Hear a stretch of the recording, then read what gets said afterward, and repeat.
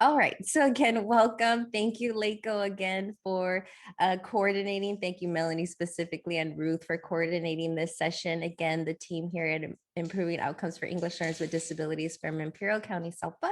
We would like to share this information today, and our focus will be pre-referral. But before we get started, let's take a quick poll on who is present today. So our first poll, if you could just give us a little bit of an idea of who's present and participating in today's session. And we do apologize if your role is not identified. Feel free to click other and drop it in the chat if you feel like none of these titles specifically relate to you.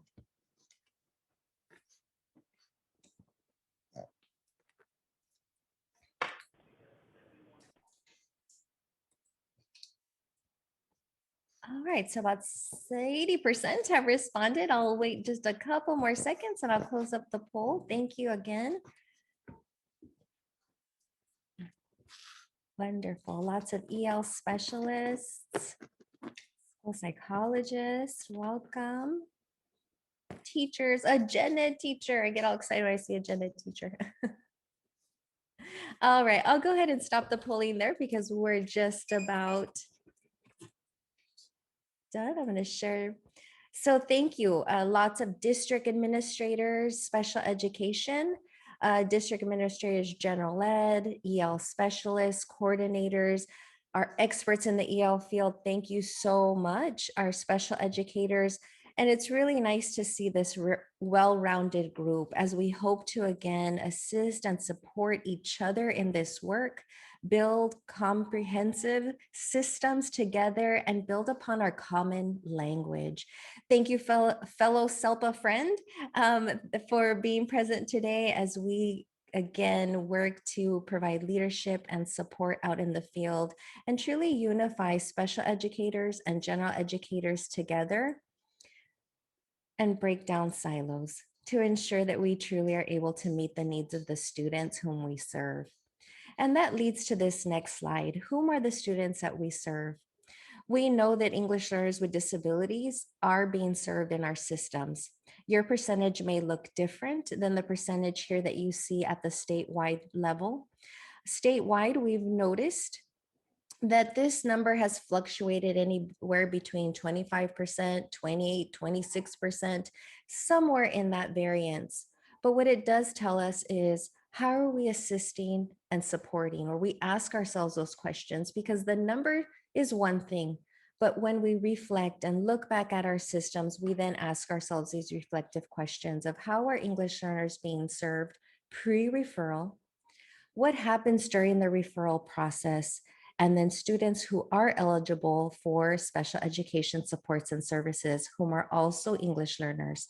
Once they are dually identified, what does service look like? At present, that number is 25%. And I share this slide with you as many of you may be also supporting or working on teams. We are also identifying the needs of students in your LCFF groups as you develop your LCAP and consider resources, supports, intervention programs, and tools. And knowing that students with disabilities are also within these three supplemental and concentration dollar groups, how do we leverage our funds is also an important question. So for our administrators, as you think about how students are being served, we know that English learners and English learners with disabilities have unique needs. And how can we ensure that they receive tier 1, tier 2, tier 3, and should they be outside of the tiers in special education services and supports, what does services look like? What are those add-ons? So as we focus today on pre-referral and referral, our true call today is to consider and acknowledge that all students are unique. Students with and without disabilities, English learners and English only learners, all very unique. We all have a pattern of strength and weaknesses in our profile and who we are. And that makes us all special and with abilities, all multi-abled. And how do we bring forth those skills and abilities to ensure every student truly receives what they need? And you may be thinking about your background with the EL roadmap, assets-oriented, needs responsive schools. And that's truly where our focus lies as we consider, again, our tiers of support prior to even consideration of a student as an English learner with a disability. So we'll first consider the needs as an English learner. So our focus today will be sections 1 and 2, identification, pre-referral, and referral. So we'll be sharing resources with you. They are also in your Padlet. So anything we reference, things that are highlighted in bold are in your Padlet as well. Always please do note is there will be times where you'll be considering what are our district practices, what are our district's policies, what are our district's procedures, whether written or unwritten. What we will share with you today are the mandates, the regulations. However, again, referring to your local, we will share with you best practices, but always do refer to your LEA district or county offices policies, board adoptions, and there will be some times where you may need to rethink and discover and decide, do we need to go back and rethink about our policies and practices, procedures, whether written or unwritten. So let's get started with section 1, identification of English learners and multi-tiered systems of supports, pre-referral interventions. So in section 1, we have chapter 1, students with disabilities who may be identified as English learners, and chapter 2, supports for English learners within the multi-tiered system supports framework. As we consider, again, what are the needs of English learners? What are the supportive tools? We truly will focus in chapter 4, tier 1, tier 2, and tier 3. Again, functions that should be in place, or perhaps you're considering how can we refine? Thinking in the back of your mind, what does our tier 2 and tier 3 look like well before a referral for special education? So if you're a teacher in the group or a teacher leader, a supportive teachers, these are the questions that we'll be approaching. And from the administrator lens, what systems and structures are in place? Equity, access, inclusivity, very important as we ensure that we meet those unique needs of every learner whom we serve on our respective campuses. What schools or LEA-wide systems or services are in place as you work with multiple sites. If you're a multi-district SELPA, if you are a coordinator service provider of various school sites within a district, or perhaps you are housed at one district, considering again your role, what are the systems and structures? How are students currently being referred? So as you place that in the frame of your mind, again, we encourage you to think about what are the possibilities for refinement, if any, and what are the bright spots, things that are working really well for you that perhaps could be expanded or further explored, or that you could share with others so they can further explore and expand their services. So as we consider MTSS before a special education referral, as we consider universal supports for all students, we start there with tier 1 and the foundation of that pyramid, if you will, which is designated and integrated instruction, comprehensive ELD for English learners. So with that, I'm going to hand it over to Lupita, who is going to share with us and continue as we consider and think about our MTSS structures and supports prior to referral. Thanks, Debbie. I think there's a couple of more slides before it comes my way. I think so. Yes? Okay, sure. I'll keep it. So as we consider tier 1 and tier 2 and tier 3, we're going to come back to these models in just a bit. And we are going to have you consider, think about, reflect what currently exists in your tier 1 as you consider evidence-based practices for all students. And all, if we think again, all students are general ed, all students are unique. So in that lens of English learners, as we consider them again as all, as they truly are, knowing that core is in tier 1, core as comprehensive ELD is a foundational need as we look at our standards, ELD standards, and their use as a driver of instruction. Then you consider your tier 2 and your tier 3. When we think about the various students that we have and their needs, And as I showed you those respective circles, knowing that many of our students may be English learners, students who are also living in poverty, students who are also students who are foster youth. Again, the compounding needs of our students are what we see in our classrooms. And how do we ensure whole child thinking and ensuring that students are coming to school in safe places where they can practice, where they can speak and learn and engage in collaborative conversations with others and continue their learning in productive and effective ways. So with that, we do have a Jamboard activity. So in the Jamboard, what you'll do, and Vanessa's putting it in the chat. Let me copy the link as well, and I'll drop the Jamboard because I first want you to, oh, there it is. So the link is in the chat. Please copy. So click on the link and make a copy of the Jamboard. So this is an independent activity. And I do want to say that I know many of you may be multitasking, and that's totally okay. There are many things going on right now and lots of things on your plates. But the Jamboard is to help and assist you with placing and just a free flow. At this point in time, it truly is a free flow for you to reflect what exists in your tier 1, what exists in your tier 2, what exists in your tier 3 presently. Free flow. Place your stickies. You'll be able to, since you've copied this Jamboard, you'll be able to keep it, save it, perhaps use it later with your PLC team, perhaps discuss with your teams. And again, a true free flow. I do ask when you get into the Jamboard, don't go past that first slide because we're going to come back to the activity later on during our session. So for right now, number 1 slide, first slide, tier 1, tier 2, tier 3. What currently exists as you consider English learners, what is in tier 1, tier 2, tier 3 to ensure that they receive the supports and services that they need.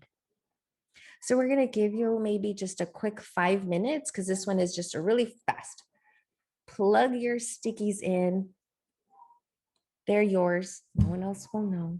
If you have questions, put your sticky there. If you're not too sure what's in my tier 2, and that's okay. Okay.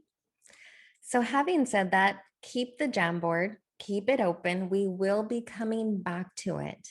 So as you have in the forefront of your mind, what exists now in tier 1, tier 2, and tier 3, I'd also be remiss to say that as we consider what exists now, this may be an opportune time to also consider, given the potential inequities, the disparities that we've seen across the pandemic for our English learners, are there opportunities to again increase, enhance, deepen services between tier 2 and tier 3, knowing that our learners are going to be returning to school and needing more than, especially prior to a referral. So are we providing our English learners enough time in tier 2 before considering tier 3?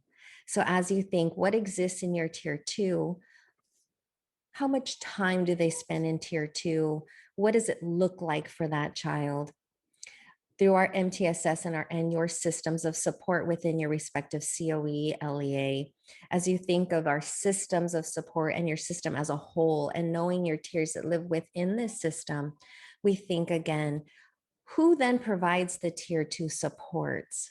Because we also consider how well has that staff been trained and supported to provide these tier 2 interventions. So as we think of time and talents, how do we bring those together? The third prong, are the progress monitoring methods and tools appropriate for the English learners? We'll consider in just a bit accessibility and accessibility tools when we think universal supports and designated supports. And do they contain a language bias potentially that may be affecting the data?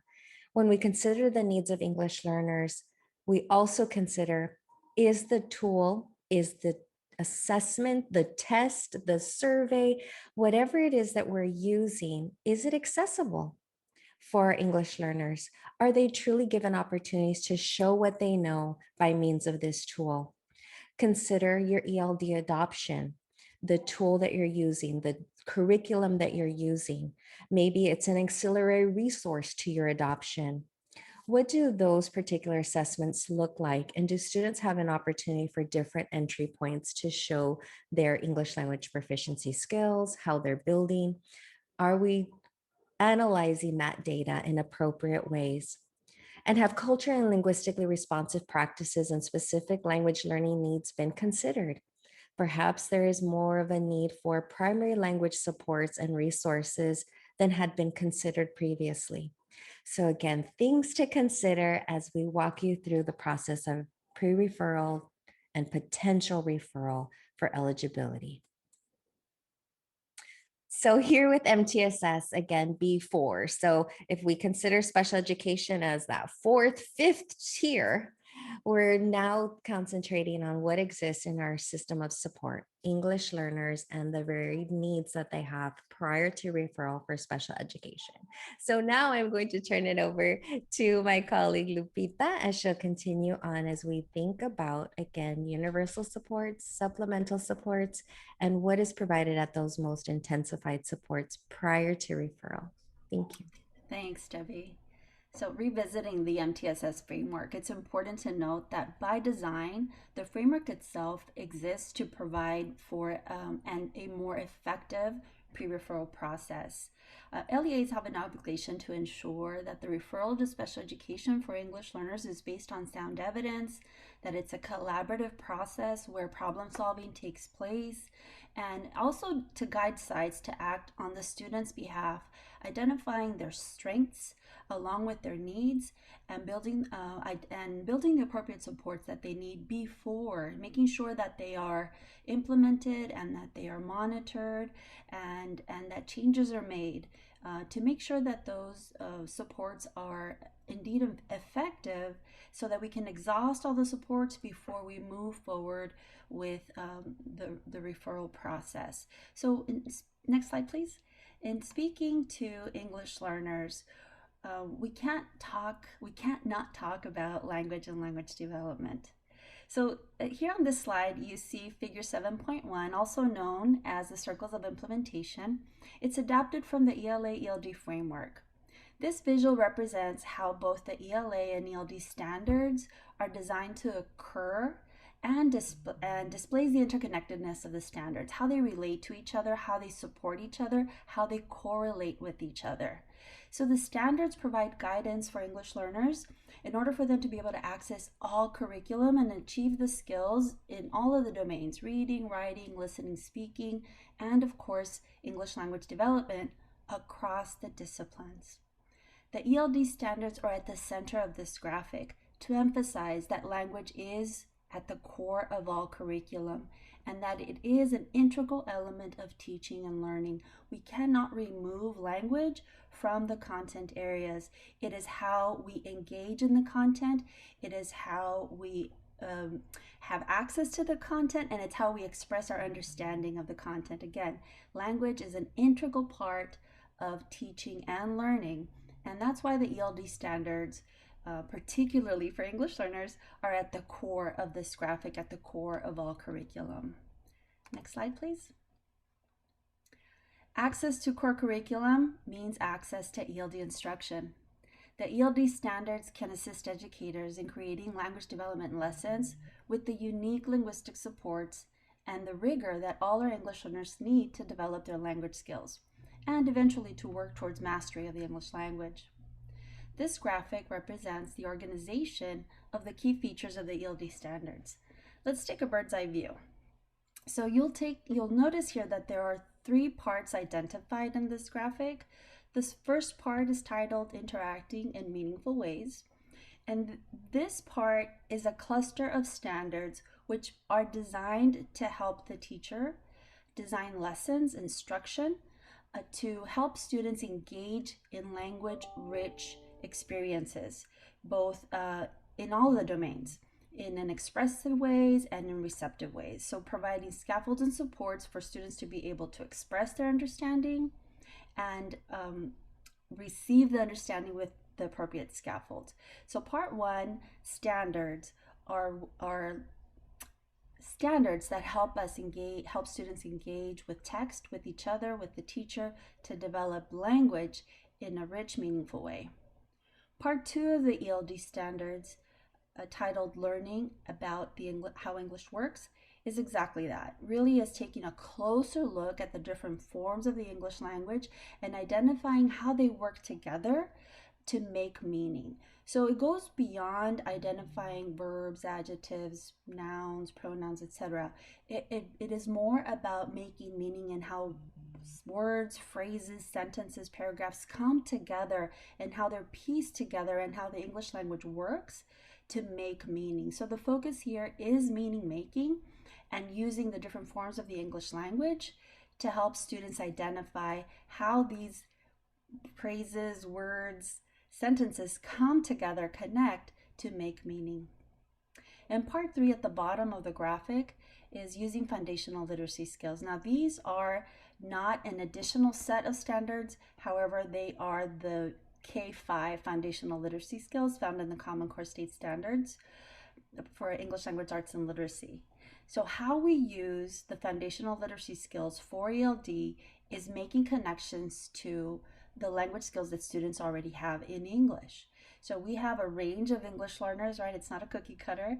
So within that range, it's important for us to identify, to know how much English do they already know, both in reading and in understanding, right? Their listening skills, their speaking skills, their reading skills, their writing skills, as well as how literate are they in their primary language? Because again, going back to principle 1 of the ELD roadmap, it's important for us to take an assets-based approach to teaching and learning. And so identifying that primary language is an asset, and particularly Spanish, because Spanish and English are so similar in form and function, that identifying what students already know in their primary language and helping them make connections with the English language is a bridge, and it is an assets-based approach to teaching English language development. And as we all know, probably at this point, is that we went from 5 proficiency levels to 3 proficiency levels, and we see those identified at the bottom of the graphic. And I do want to point out those arrows in between, before and after those proficiency levels, because this indicates that language proficiency, language acquisition is a process, and it's an ongoing process. And that although we have 3 levels identified, students don't fit neatly into this little label, this little level package, right? We have students who are at the emerging level, who are at the early emerging level, and maybe even towards the end of the emerging level. And that's what those those arrows represent, is to help us understand and conceptualize how language acquisition does not fit in a neat little package, and how some students may have stronger skills in certain domains, perhaps better receptive skills than expressive skills. Perhaps they understand a whole lot of the English language, but are still needing some extra supports in reading and in writing. And so really understanding that the levels represent an ongoing process of language acquisition. Next slide, please. Because all English learners, including English learners with disabilities, are to receive comprehensive ELD. Comprehensive ELD is part of Tier 1 core instruction and should not be merged with intervention or supplemental instruction. It is part of Tier 1 instruction. So when we think about Tier 2 and Tier 3, those are supplemental supports and interventions in addition to Tier 1. And so comprehensive ELD, designated and integrated, falls within that type of instruction, Tier 1 core instruction. So next slide, please. So let's take a look at and explore the 2 types of ELD instruction, integrated and designated. So for all English learners, the purpose of integrated ELD is to provide access across the content area, across all disciplines, by providing language supports. The content is scaffolded and the language tasks are differentiated by the student's proficiency level. So in this case, the teacher is taking into consideration who the English learners are, and perhaps grouping them and providing some types of language supports to be able to make the content accessible, and additional supports to help the students express what they know, show what they know, right? Use language in such a way based on their proficiency level to help them show what they know. Now let's move down to Designated Eld. The purpose of Designated Eld is to provide explicit instruction in the second language, in this case English, for the purpose of English language acquisition. And again, all the domains are being addressed here: listening, speaking, reading, writing, as well as the second language skills. In this case, students are grouped by their proficiency level, and they are in a class, excuse me, during a protected time of the day. This is a part of your core instruction, so it is a protected time of day, and it is a class in and of itself where students of the same proficiency level are grouped together and provided explicit instruction in English language development. Both designated and integrated occur daily, and they both require the use of the ELD standards, both in designing your lessons and in delivering your lessons. Next slide, please. So now we're going to engage in an activity to help us establish some common understanding between the similarities and differences of both designated and integrated ELDs. So based on the poll earlier today, I know we have some experts in the Zoom room, and so we're going to lean on your expertise as we go into breakout rooms. So the instructions are simple. You see the bit.ly link there. Vanessa, can you do me a favor and drop the bit.ly into the chat box, please? I'm going to ask you to access slides using the bit.ly. You're going to be assigned into breakout rooms. So please remember your breakout room number. And once you click onto the bit.ly link, I want you to pick a slide as a group, pick a slide, and write your room number on the slide, and that's how you're going to be able to kind of claim your slide. Once you're there, as a group, take a look at all the different tiles. Each tile represents a specific feature of integrated and designated ELD, and some of them represent both. So we're going to give you a few minutes to read the tiles, have a dialogue discussion about where you think those tiles might land, which type of ELD instruction do they describe, and then we're going to come back and regroup to kind of debrief the different features of comprehensive ELD. So again, click on the link, go to your breakout room, claim a slide by typing in the breakout room number on a slide, and then work together to sort the tiles based on where you think the features land. And please let us know if you need any help. And if Vanessa or Deb, if you can help me set up some breakout rooms for our friends. And I think what we'll do is we'll give you about 7 minutes more or less. We'll bring you back. We'll check in with you and bring you back within 7 minutes. Okay, I'll go ahead and open all the rooms. Thank you, everyone. Thank you, though. Thank you, everyone, for coming back. Great to see familiar faces. Lots of experts in the field. A big shout out. I didn't realize I also had friends from Imperial County here. So welcome back. Thank you for rejoining on the great discussions in your small group sessions. So with that, I will turn it back to Ms. Lupita. Hi, I'm sorry, really quick. I think there's a little bit of confusion on some of the slides because we were working on number 10 and then somebody typed over it and put room 12. So we're like, where do we go now? Yeah, there are many slides. So unfortunately, that happened to you. I apologize for that. But we do have this particular slide deck in the Padlet for you to be able to revisit the activity should you want to with your team. I'm sorry that happened. And also the first slide or the second slide, we've included like video instructions as well to provide additional support should you want to recreate the activity with somebody else. You can do that as well as written instructions. Everything that is shared today is reshareable. However you might find a use for it, you may do so. And again, apologies for that. Okay, Deb, next slide, please. Go ahead and click. Okay, folks, thank you for coming back, and hopefully you had an opportunity as a team to take a look at the different features of comprehensive ELD. And again, the whole purpose was to develop some common understanding and identify how comprehensive ELD has distinct features for each type of ELD instruction, as well as some similarities. And again, if you didn't have an opportunity to complete the Venn diagram, it's quite all right. It was just really to give you an opportunity to dialogue, to really think and process, and get a feel for how comprehensive ELD is designed and for what purposes. So on that note, we're going to revisit the different features, and together we'll go through each one of the features, because like every good teacher, we want to know, did we get it right? So we'll start with integrated ELD.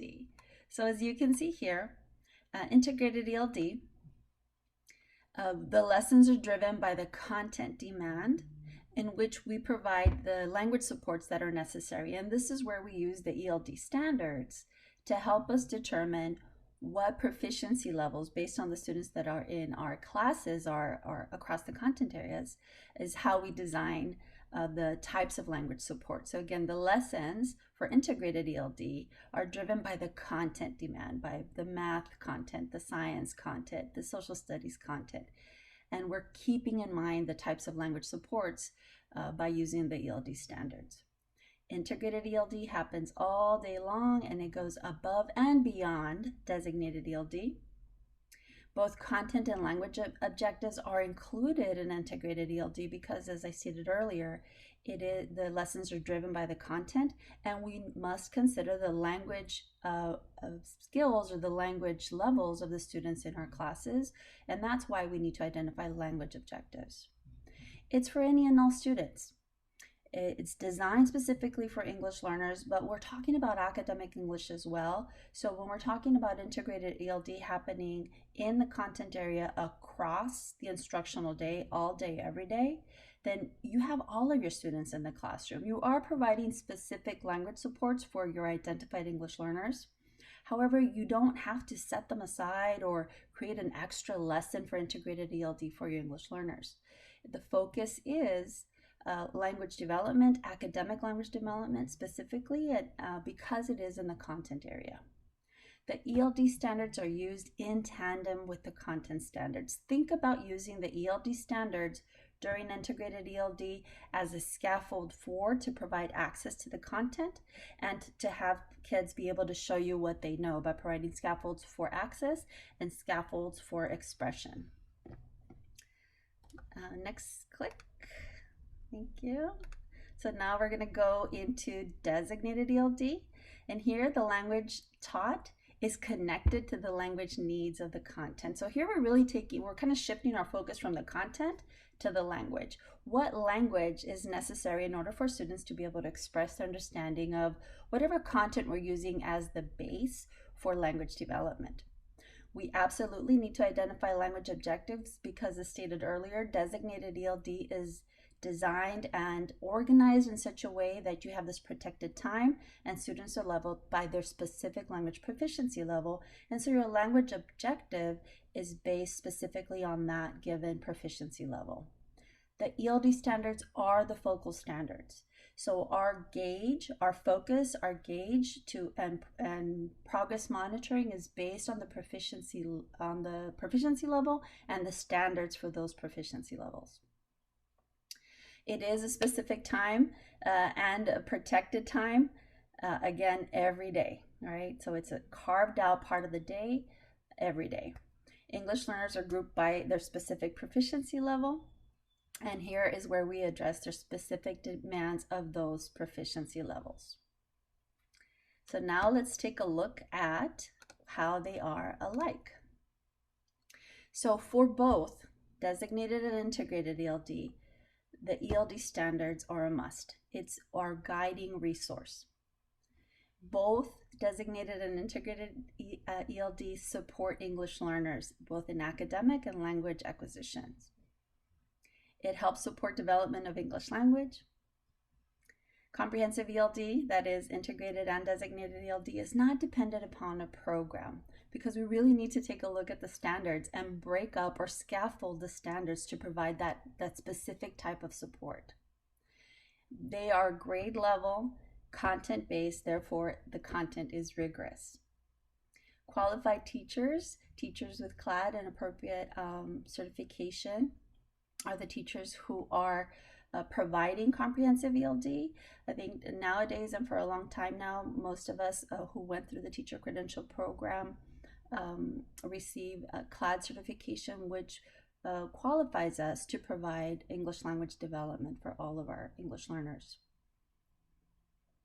Both of them happen across all disciplines, right? So integrated ELD, designated ELD, we're always taking a look at the language development and how to provide scaffolds to access content and how to provide scaffolds to continue to provide language acquisition supports.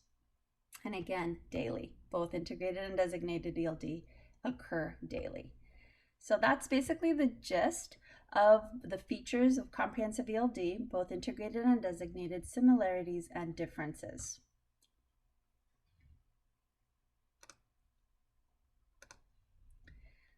So let's take a closer look. Oops, sorry about that. Let's take a closer look on the features of designated ELD. As we build our background knowledge on comprehensive ELD, I want to invite you back and to think about designated ELD and reflect on what this might look like for your English learners, particularly those who are struggling. The purpose of designated ELD is to provide explicit instruction of the English language development using the Eld standards, primarily to move students along language acquisition so that they can have access to the content area, right, across the disciplines, the other classes, the other courses, the other topics that they are engaging in outside of designated ELD. I'm going to ask you to think about as we move forward, how well are the Eld standards being implemented during designated ELD? Perhaps think about, and you're asking questions about how well or how familiar are we, our teachers, or is our professional development around ELD? Are we providing support to help design lessons? Are we grouping our students? Are we progress monitoring? Lots of questions to think about when we ask ourselves, how well are the Eld standards implemented during designated ELD? This is a critical question because it really is a foundation for providing access and equity across the content area for English learners. And if you want to learn more, I know comprehensive ELD is comprehensive, right? It's a very complex topic, but we do have some resources to assist you. This is an image of one of our Padlets where we focus specifically on aligning and designing comprehensive ELD. You have access to it here as well as on the Padlet. And we also invite you to take a look at some of other resources statewide and explore them, these organizations across the state that are developing professional development and other resources in support of all English learners and everything ELD. So although we don't have a lot of time today to dig deeply into comprehensive ELD, please know that we do have resources. We've shared a couple of them with you here, and other organizations that are doing the same statewide. So now I want us to come back and think about English learners. English learners, although the home language and limited English are common characteristics of English learners, this population of student is truly diverse. So I want you to think about these three types of English learners: the long-term, migratory, and newcomers. So our long-term English learners, they tend to be in the middle and high school grades. They have been in school, in American schools, for about 6 years or more. However, they still remain at the same English proficiency level for 2 or more consecutive years. And so these are English learners who are not moving along language acquisition in such a way that perhaps we're getting to the point where we're asking ourselves, what's going on here?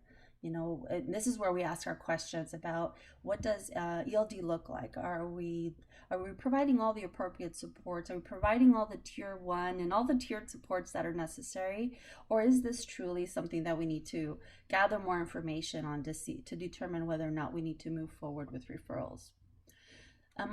Migratory students. Migratory students are students whose families and sometimes they themselves are indeed migratory. They're moving from one area in the state or sometimes in the country to another. A lot of the factors that impact their learning can be poverty. They also, because of their mobility, their high mobility, there's interrupted schooling. And so these factors definitely have an impact on their learning. And then our newcomers. Our newcomers are exactly that. These are students who've lived in the US 5 years or less, and they perhaps may not have English language skills, and some of them may not have primary language literacy depending on their formal schooling. So some may have limited primary language literacy. They may be functioning below grade level. They may have poor overall academics, or quite the opposite, right? Some newcomers have formal schooling, and depending on where their schooling is, they may even have some English language skills. So again, this is just a gist of different types of English learner populations that we want to take into consideration as we're providing scaffolds and supports to ensure that all the appropriate instruction and supports are implemented before we move forward with referrals. So now let's talk a little bit, on that note, let's talk a little bit about accessibility resources. So fortunately, we do have resources that are designed to provide supports and accommodations to address the unique needs of all of our English learners. So here on this slide, you're going to see some resources to help us do exactly that. On the far left, you're going to see this document, the Student Accessibility Checklist. It's going to be used to help teachers and IEP teams or 504 teams determine which resources and testing conditions will be the best ones to meet the needs of the students during testing. So again, all our English learners must be assessed on the LPAC, and so this checklist is going to help us really think through what supports and what testing considerations are we thinking about to be able to give the student every opportunity to show what they know. The CASP and the LPAC both include UDAs, Universal Tools, Designated Supports, and accommodations for all students. It's imperative that educators become familiar with these resources and how and when and to whom they can be used for. A complete list of the accessibility resources can be found in the Accessibility Resource Matrix. That's the resource right in the center of the slide. You also have a copy of it in the Padlet. And it's important for us to become familiar with them because, again, although we are using the accessibility resources to provide support for assessment, they also help inform how well students are learning or what is their best method for learning. And to the far right of the slide are the accessibility resource graphics. These are the unique UDAs, Universal Tools, Designated Supports, and accommodations for LPAC, the both paper pencil test and the computer-based. So that's what you see on the far right. These are specific for LPAC.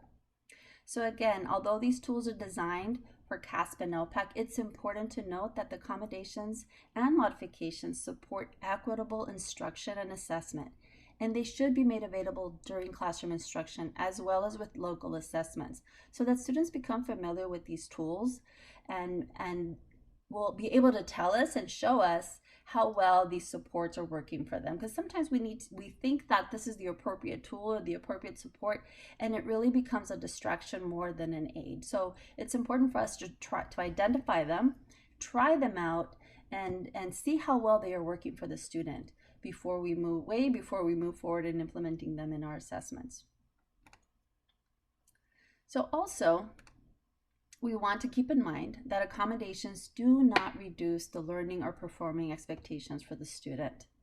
Accommodations are changes that help a student to overcome or work around an area or a need or disability by making the appropriate adjustments in the context for learning and how to support the student to be able to demonstrate what they know and understand.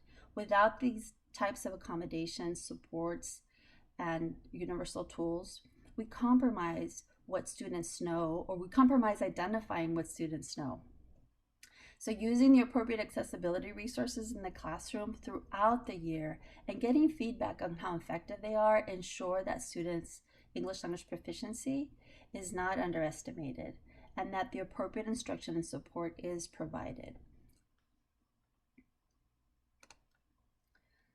So again, part of this process is to gather data, to analyze the data, to progress monitor and make the appropriate adjustments to the interventions that we've identified based on the student's area of need. This is an ongoing cycle, and we want to implement to ensure that all of our English learners are afforded the best possible opportunity to progress and thrive. Think about that as a kind of wash, rinse, repeat cycle. However, the repeat is really taking a look at, do I need to add more support, right? Do I need to change something? Do I need to tweak something before the repeat? Again, this is an ongoing cycle, and we want to make sure that we are implementing the appropriate supports, we're trying them out, we're taking a close look at how effective they are or not, and then making the appropriate changes.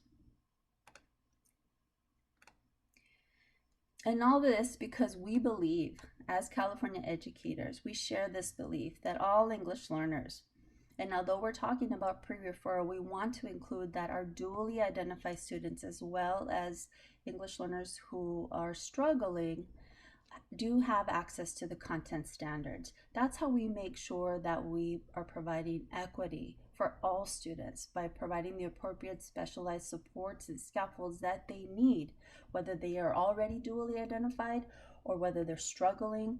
We want to be able to provide and exhaust all of the resources that we have at our reach to be able to ensure that they have equal access and are able to thrive both in English language development and in literacy across the content area.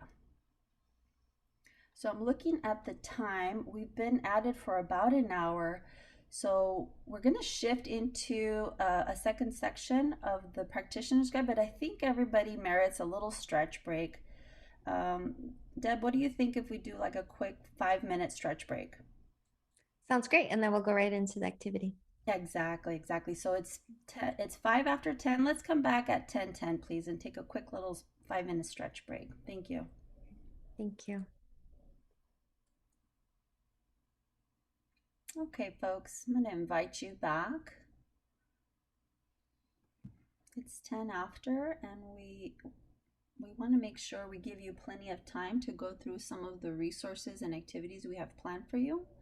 So we're going to invite you back and move right along.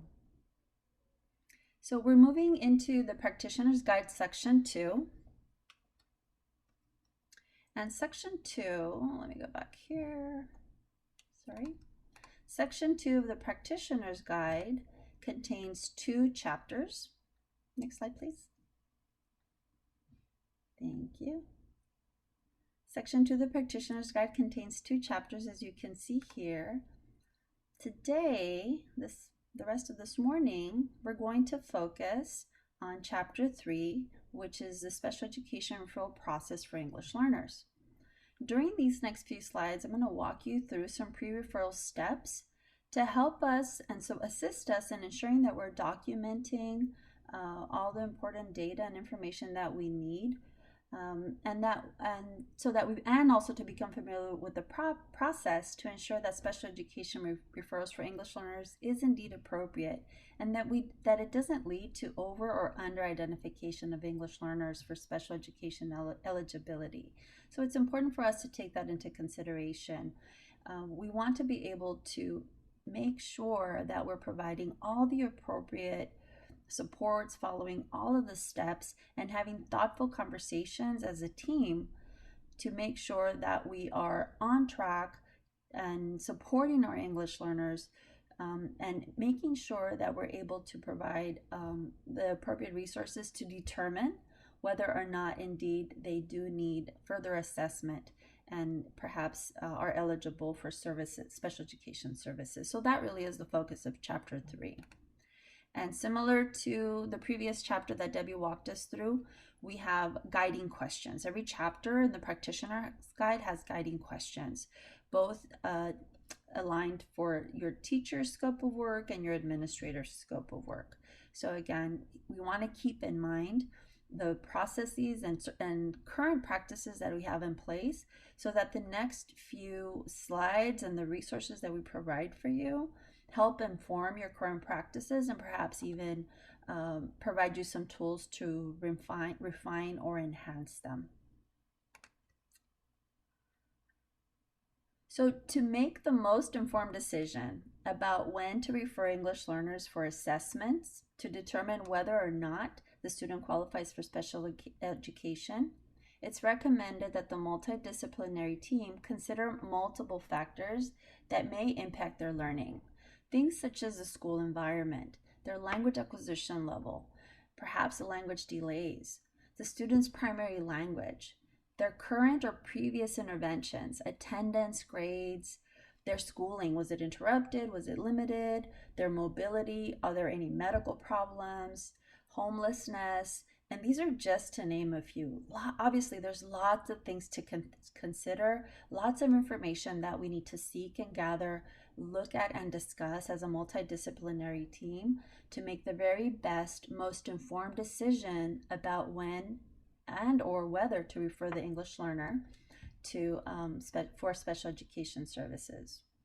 While a referral for special education assessment may be made at any time, when a disability is suspected, the LEA can follow these suggested steps and collect data to determine whether it's appropriate to refer the English learner for assessment and to determine potential eligibility for special education. These steps can assist the multidisciplinary team in developing a culturally sensitive picture of a child's overall strengths and needs, and it will better inform the decision of whether a referral is indeed necessary. In the next few slides, we will be reviewing steps 1, 2, and 3 and introducing you to some resources from the practitioner's guide that is designed to assist you and your team in reflecting upon and perhaps even refining your practices and decision-making process. Let's begin. Next slide, please. Thank you. So the pre-referral process identified here, shown as figure 3.1, highlights the systematic collection of data from various sources, as I indicated earlier, and illustrates the importance of specific pre-referral information to inform our decision-making.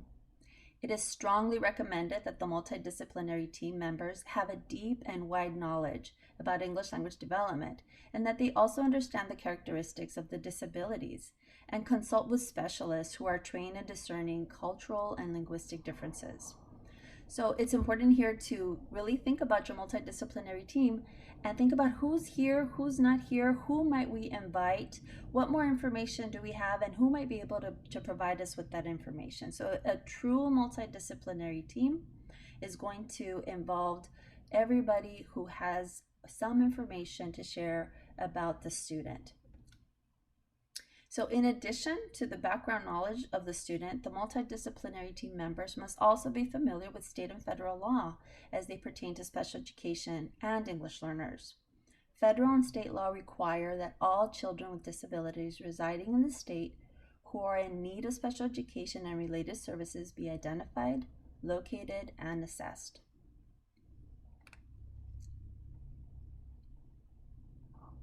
Let's start with the first resource and to help support us in the pre-referral process.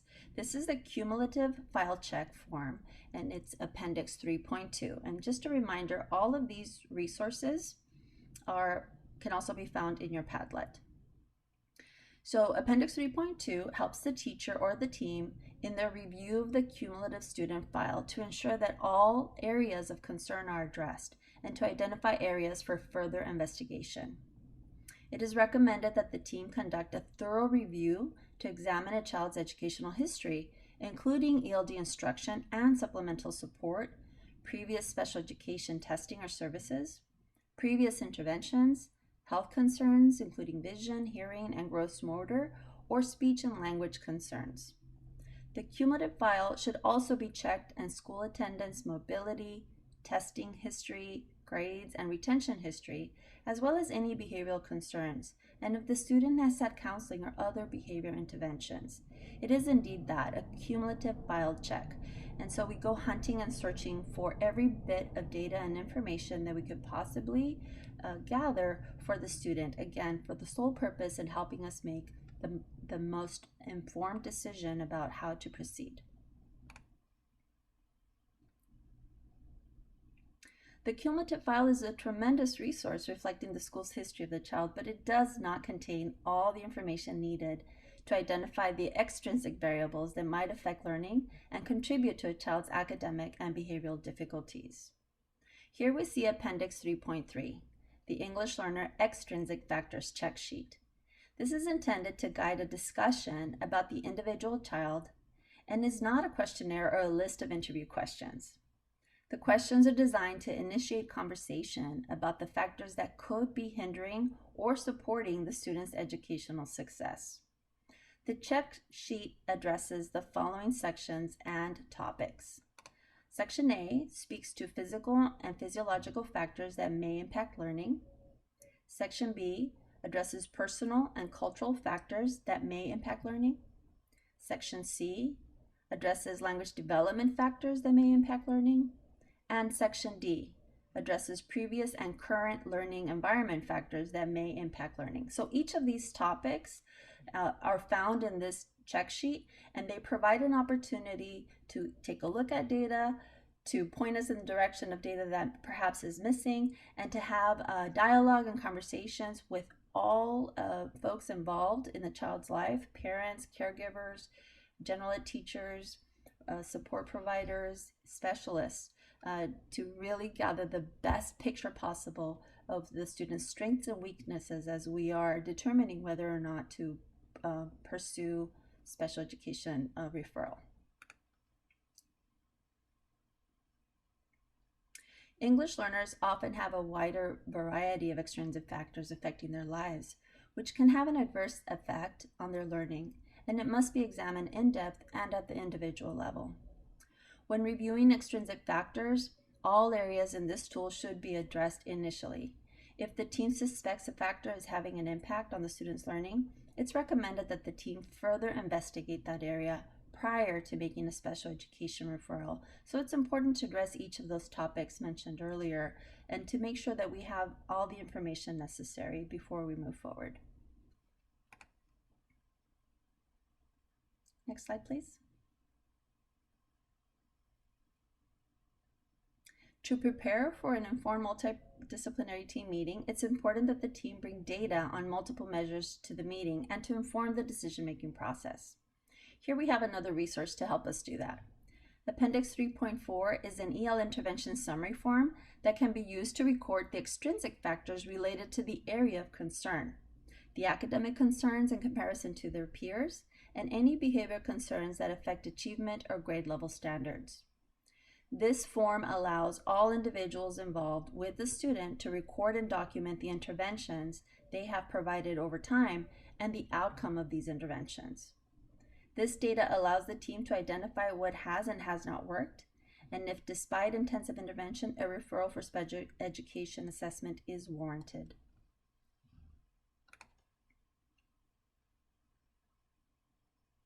To help the multidisciplinary student study teams, the Pre-Referral Checklist provides key points to consider when determining if an English learner has received core curriculum instruction, intensive interventions, and regular progress monitoring. The multidisciplinary team can use this resource to identify the areas they need to further investigate, to make an informed decision about referring an English learner for special education services. These 5 key points are referenced in this Pre-Referral Checklist: screening for reading problems and monitor progress, providing intensive small group reading interventions, providing extensive and varied vocabulary instruction, developing academic English, and scheduling regular peer-assisted learning opportunities. You can find this resource in your Padlet, and you also have a link on this slide as well. Next slide. Appendix 3.5 is a flowchart that can help teams in a step-by-step decision-making process prior to a special education referral. We're going to spend just a few minutes taking a closer look at Appendix 3.5, and I'm going to give you a specific purpose for reading, for exploring this document. So I'm going to have you, Vanessa, can you please drop a link into the chat box for this resource? You can also find it in your Padlet. So what I'm going to have you do is we'll give you just a couple of minutes, maybe 2 to 3 minutes. Let's shoot for 3 minutes. And this is what I want you to think about as you're exploring and becoming familiar with Appendix 3.5. How might this resource inform your current practices for your pre-referral processes? So I'm looking at the clock. I'm going to give you about 3 minutes. So let's reconvene at 10:25. And again, the question is, how might this resource inform your current practices? Okay, folks. So as you're wrapping up your last thoughts based on your familiarity with this flowchart, I want you to think about this flowchart as a guide to help inform your current decision-making process and protocols. And again, the flowchart is designed to help us think through some of those pieces that are going to help give us the best information, the best data, the best talking points possible to make the best informed decision to move forward, whether or not to move forward with referring our English learners. And it certainly is something that you can take a look at as a team. If you're an administrator, it may be something that can guide and you can reflect on your current practices. As a practitioner, it could help you really think about what type of data to be collecting and or progress monitoring. Hi, my name is Deborah. I'm calling from Culver City Unified School District. I just wanted to call and let you know that Sophia got into the 0 period honors. Okay, somebody is not on mute. Thank you so much. Again, this is a step-by-step decision-making process. This flowchart will help inform your current practices and help us reflect on perhaps some things that we haven't thought about up to this point. So as we move forward, we're going to think about some broad areas that we want to consider as part of the pre-referral review. So this is figure 2.13, and it identifies 4 areas that we are going to want to think about as we move forward in the pre-referral process. We're going to focus on one in particular, and that one has everything to do with really discerning whether the struggling English learner is struggling due to a language difference or indeed due to a language disability. And in order to explore that further, we're going to engage in an activity.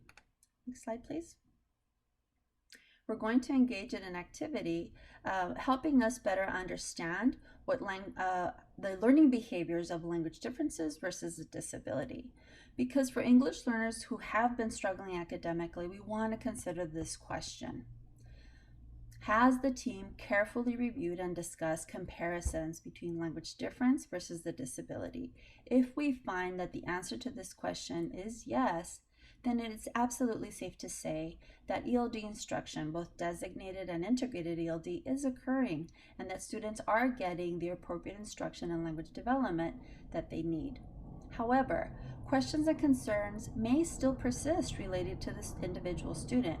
And then the conversation can turn to perhaps the student is still struggling in spite of designated integrated ELD being in place, in spite of all the appropriate supports. And this is where we begin to ask ourselves, how do we know if there is truly a potential disability? So in order to help us develop a common understanding and really help us start thinking about the similarities and differences in learning behaviors for English learners who may continue to struggle, and how those learning behaviors manifest themselves both in normal language development and or in disability, we're going to engage in an activity. So here you see figure 3.3.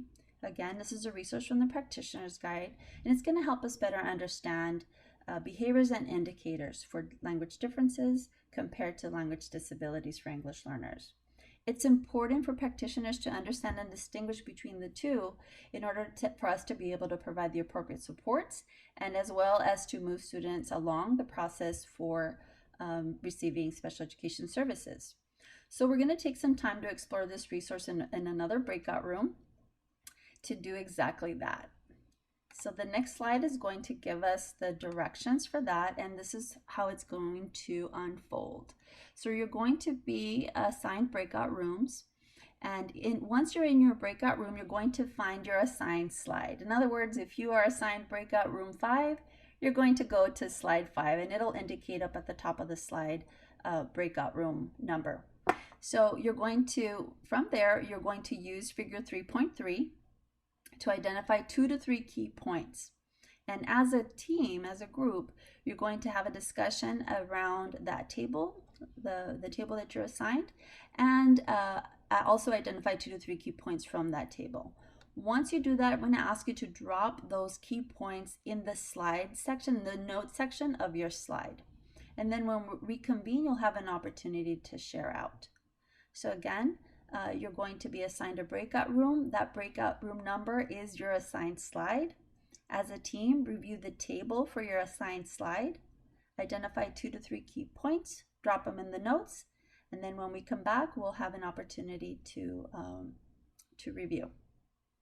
So Okay, off to your slide, up to your breakout, and I see the link is in the chat, so we're ready to go. Okay. I think all of our participants are back, and it happens sometimes where we click leave room instead, or leave the session versus the actual breakout room. So we may have friends flowing back in just a second. So I'll go ahead and leave it with you, Lupita. Yes. All right, folks, so as you're making your way back, I do want to apologize for the technical difficulties, but it wouldn't be a Zoom training without at least one. So, you know, we can check that one off and hopefully we're done for the week. So again, thank you for spending some time together exploring this resource to help us collectively develop an understanding, a common understanding, and discerning what might be some learning behaviors that either manifest themselves as learning disability or a typical learning development behavior. So again, this is an opportunity to kind of help us build some background knowledge and a better understanding as we move forward, and to help us think about how to better support English learners as they're developing their English language and their literacy skills simultaneously. So on that note, I know that you were unable to jot down some key points in the notes section, which is absolutely fine. It was just a way to kind of gather your thoughts. But at this point, I'd like to ask for you to drop in the chat box one new learning and perhaps one wondering based on this activity, based on this notion of learning, discerning learning behaviors that manifest themselves either as a learning disability or a learning development skill. So take a minute or so to reflect on your conversation and drop in the chat box one new learning and one wondering. And as you are thinking about and doing that, I don't see anything just yet. Oh, there's a wondering right there. What a processing deficit is identified. It appears as the child is able to translate a question and make meaning in their primary language before responding in the second language. This is a higher order thinking to translate and make meaning of language. This is a really good observation, and this is where we really talk about the assets-based approach, right? To really consider what in their primary language students are able to bring to the table. So oftentimes students are able to process and make sense of many of the things that they are listening to and are able to express some degree of understanding. And so their expressive skills may be what they need extra support in. So again, really taking into consideration what students are bringing to the table, what strengths do they have in their primary language, because that absolutely is an asset and a platform to build upon as they are learning and transferring those skills into English. We have another wondering here, why general education teachers aren't utilizing this wonderful resource as a guide throughout the year. And again, this is why we're sharing these resources with you, and we encourage you, and we hope that you're able to share them with others. Again, the whole purpose of this activity is to develop a common understanding. And so this is a common understanding amongst this group.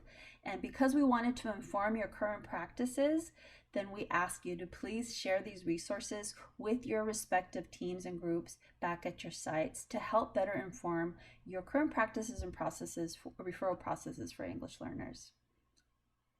Group 6 says that their one learning is spelling errors are not consistent with L1 spelling errors. That may be due to processing deficit, absolutely. And this is where we want to dig a little deeper, gather more information, right? So some of these behaviors will lead to other questions and therefore lead for us to seek other data. So keep those learnings and wonderings coming. And I'm looking at the time. I want to hand it over to Debbie. Thank you, thank you. And definitely keep the questions coming. And do remember, we will have a Q&A session at 1 o'clock today, same link that you logged in with today. And that way we can talk about some scenarios. And if you have some deeper questions, we can definitely entertain them at that time. So 1 o'clock, hopefully you'll come back after lunch. So as we consider language difference versus disability, knowing that EL status is not a disability. EL status is not a disability. There may be concerns and struggles that the child may be having.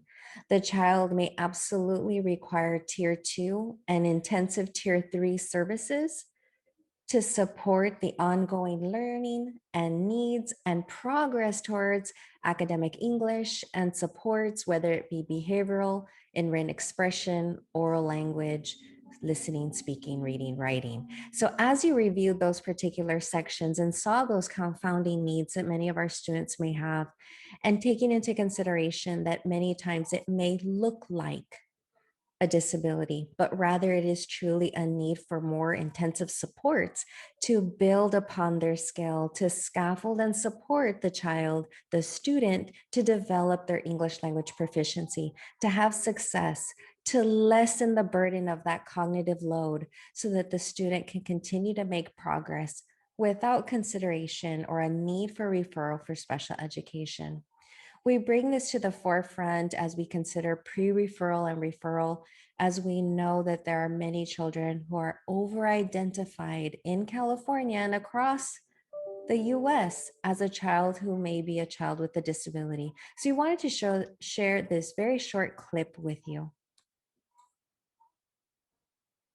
When you look at over-identification, you get kind of the opposite face of the problem.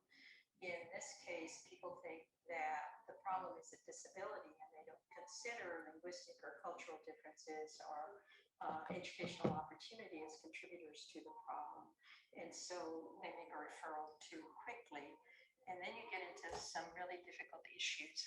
We don't have the assessment instruments that we need to make an accurate identification of disabilities among students who speak different languages.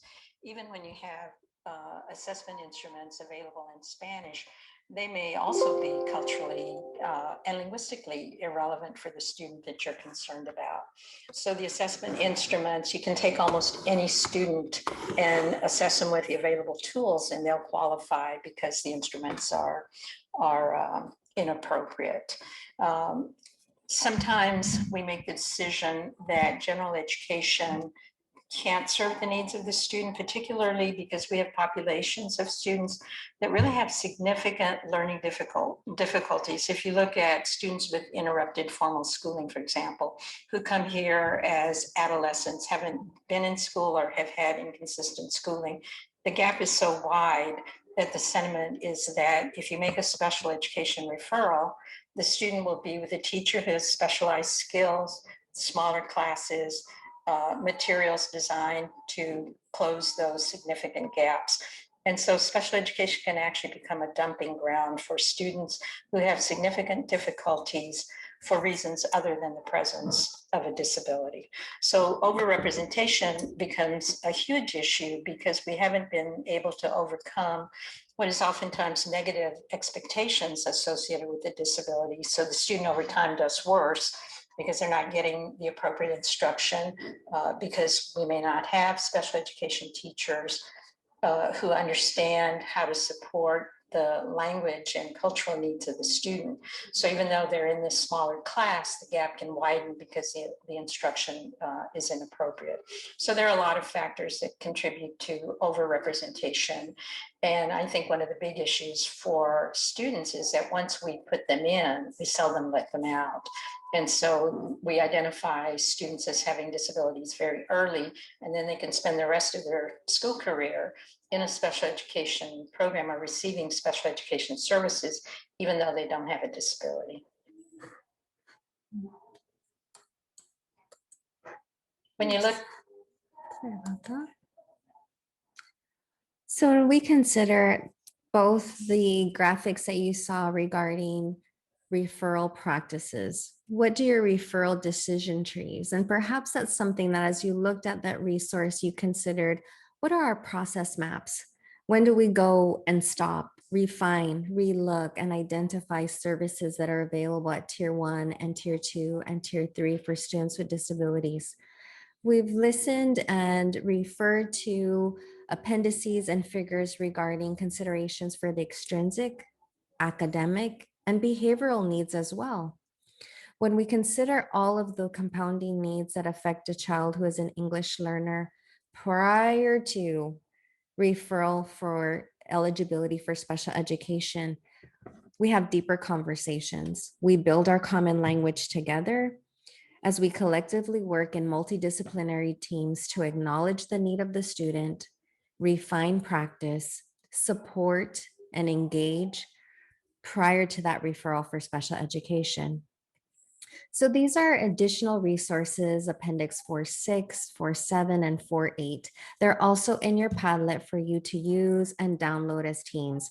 I loved the chat box earlier where someone said, why haven't we been using this? Or how can we share? Please do share these resources. They are downloadable, fillable, also found on our website as well. And when we think of the various forms, we think, well, we don't want an additional paper, but it may be that one guiding tool that helps a conversation or maybe depersonalizes the conversation from the members, but to truly stay student focused on what are the needs of the child, and then looking at our systems and our tiers of supports. These particular resources here guide you towards what are our observations of the child, of the student during instruction in English, during instruction in designated. So as we look at designated and integrated in the lens of the child, so in that life of that child, what does it look like? Not overarching for our school or for our district, but specifically staying student-centered focused. Also knowing that parents can give us so much information. They're an integral part of our team. As we query them in relation to what are your dreams and aspirations? What does language look like at home? What do conversations look like? So someone else in the chat had indicated there where L1 conversation, the child was pausing, translating, and then responding. High order thinking skill.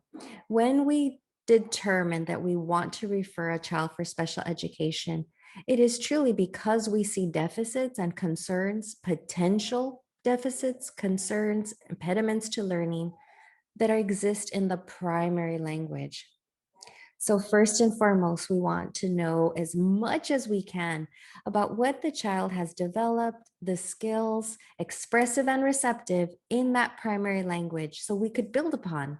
It'll help shape our scaffolds, shape our interventions. So the more that we know, we become conscious of our interventions, we become intentional with our scaffolding and our accessibility tools to ensure we're building upon this language, the skills, the structures of language that the child has already.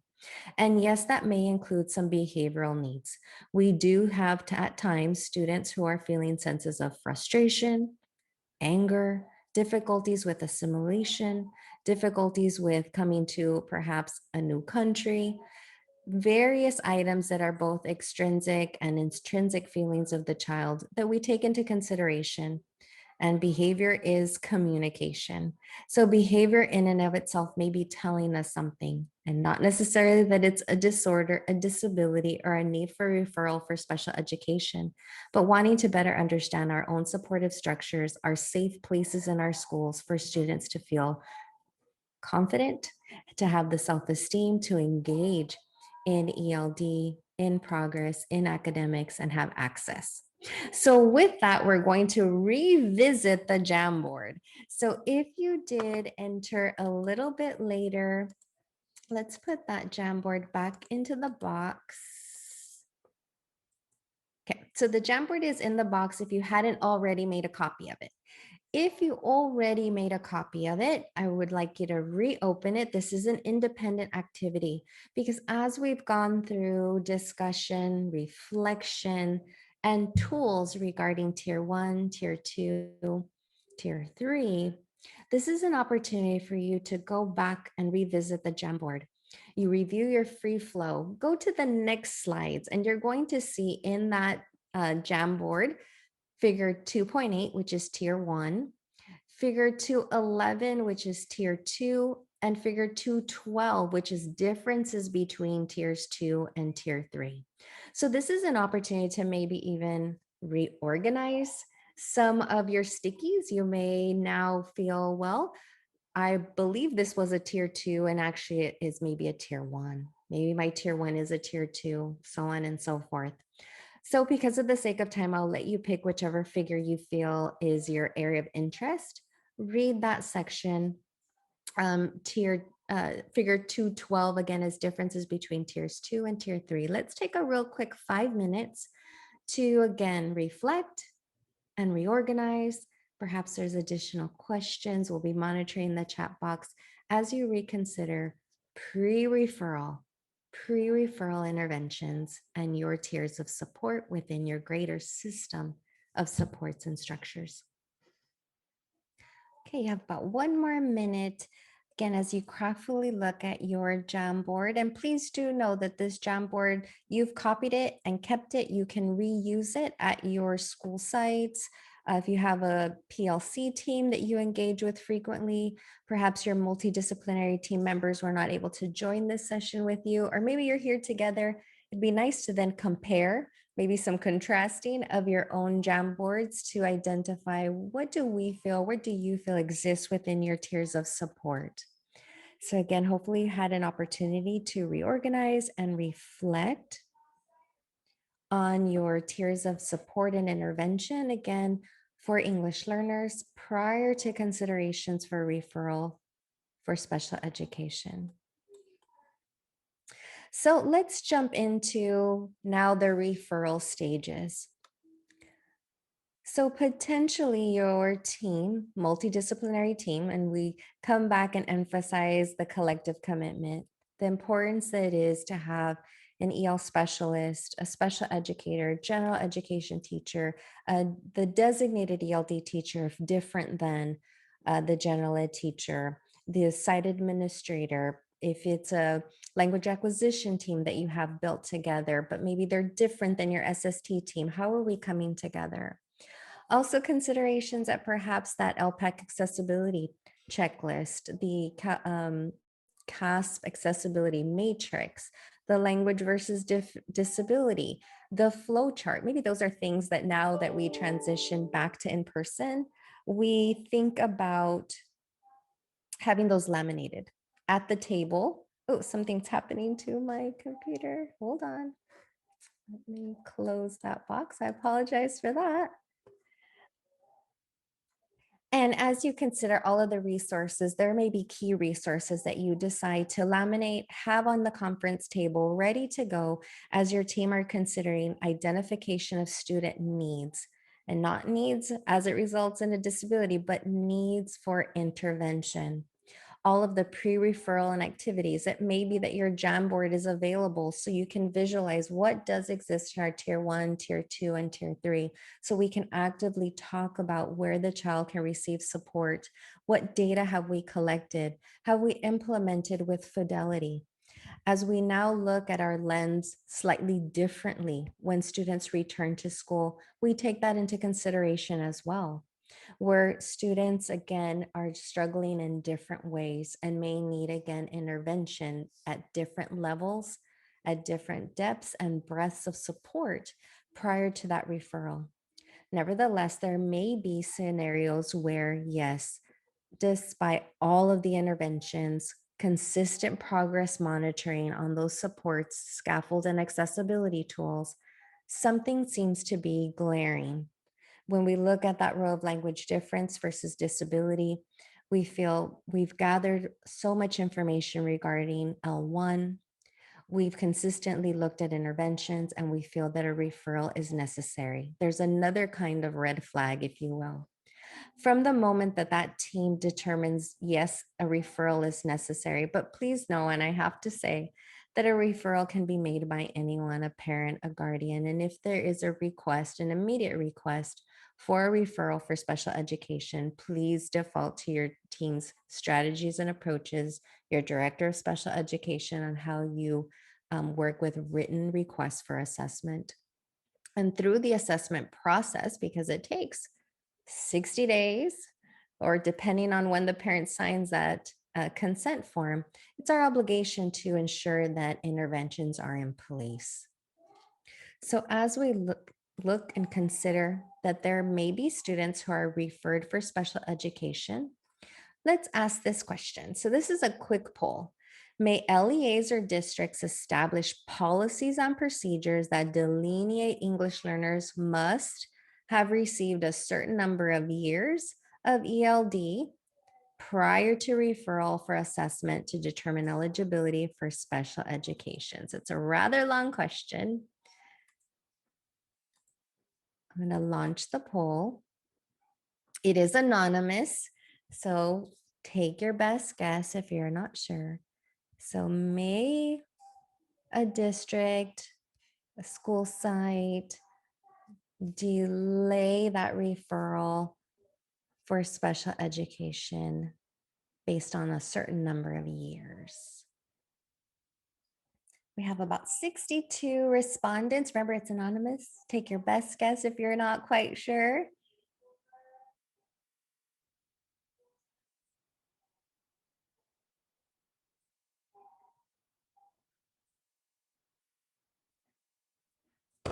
All right, about 70 of you have voted. I'm going to go ahead and end the poll. And let's see what the survey says. So 54% of you were definitely on track. The response is no, we may not delay. And let's share why.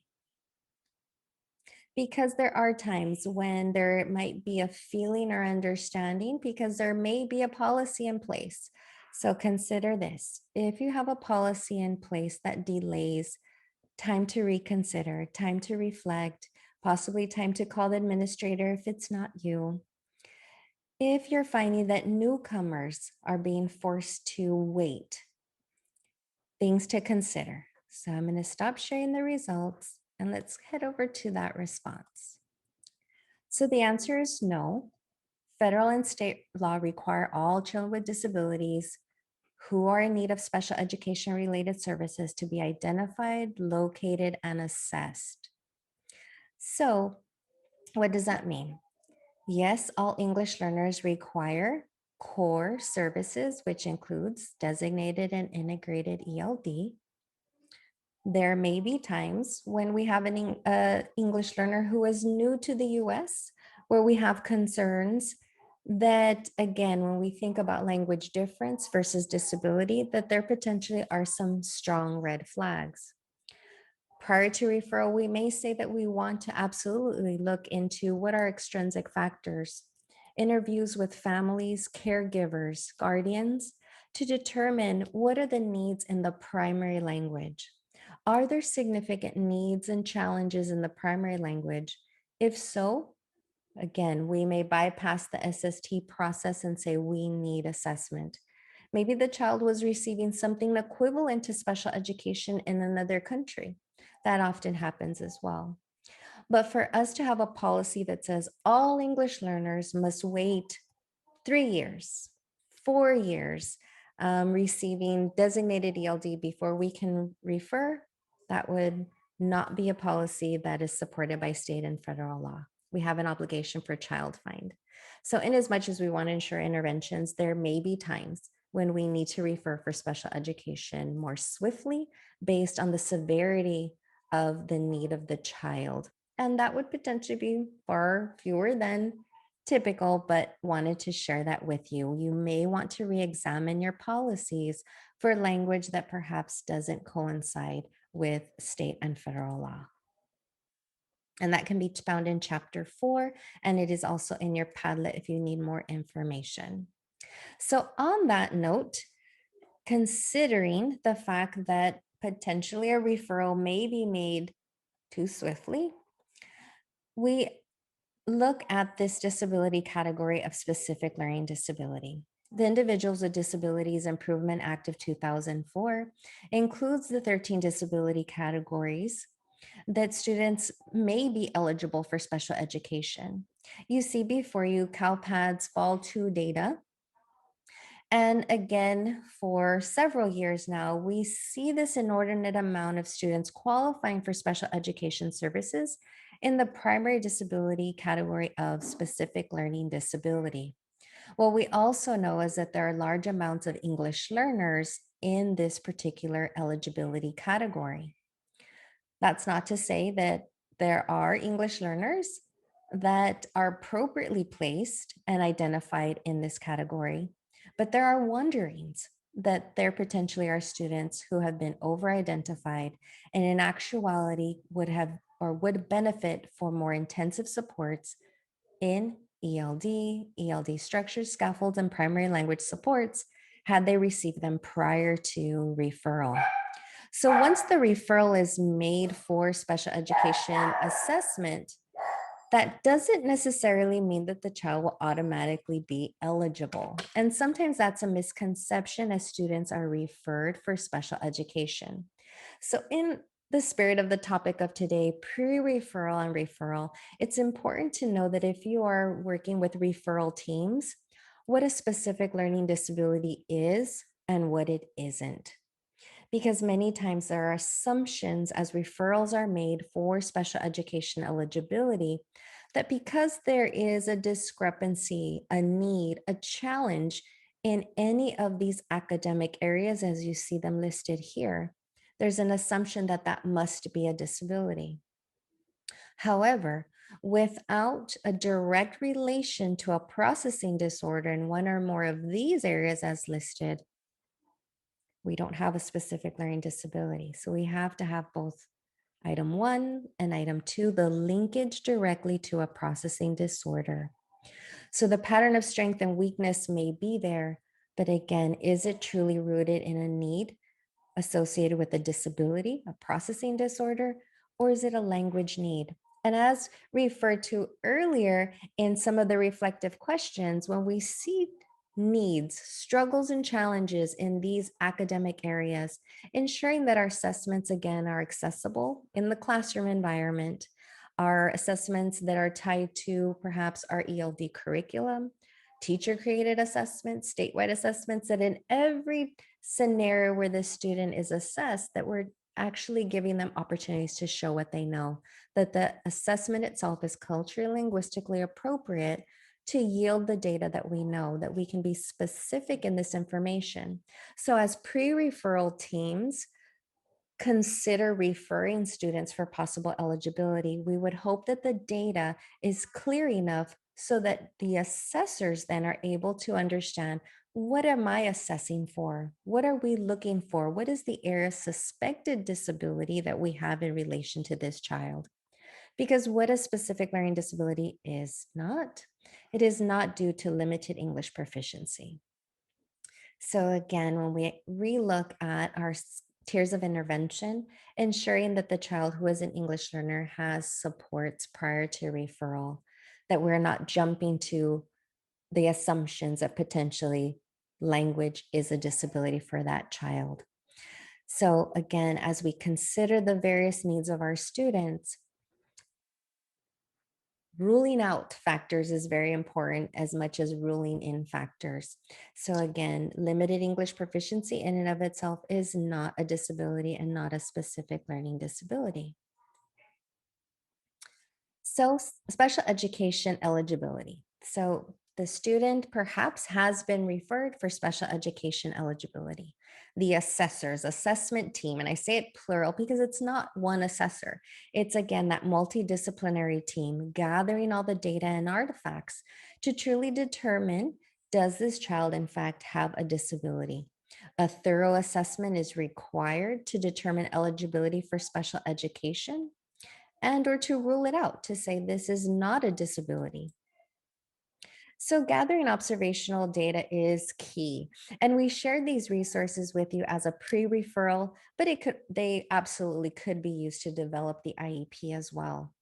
But most importantly, who it brings to the table is important. Use of observational gathering tools are important because assessments doesn't solely lie with the school psychologist, with the speech therapist if there are concerns regarding expressive and receptive delays, not solely with the special education teacher who is also conducting academic assessments, which may look very different now as students transition back. We want general education teacher input, our EL specialist, the ELD teacher if different. So again, how are we gathering this data to ensure that our assessments are comprehensive, valid, and reliable? So the pre-planning before jumping right into an assessment.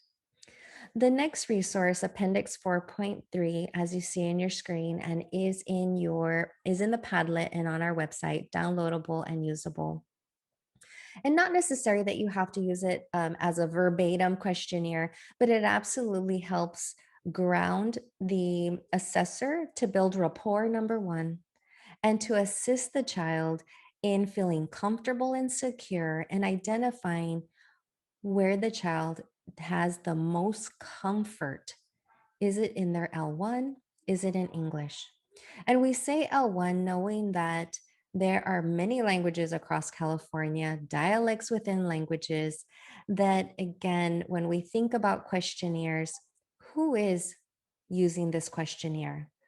Who is supporting you with this questionnaire, if not yourself? Is the assessor and assessors, are they fully bilingual in that child's primary language? Do we have interpreters available to us? All of these tools, again, help us further identify and ensure that the selection of the assessment tools that are going to be used are appropriate, culturally relevant for the child, again, to ensure access and equity during the assessment process.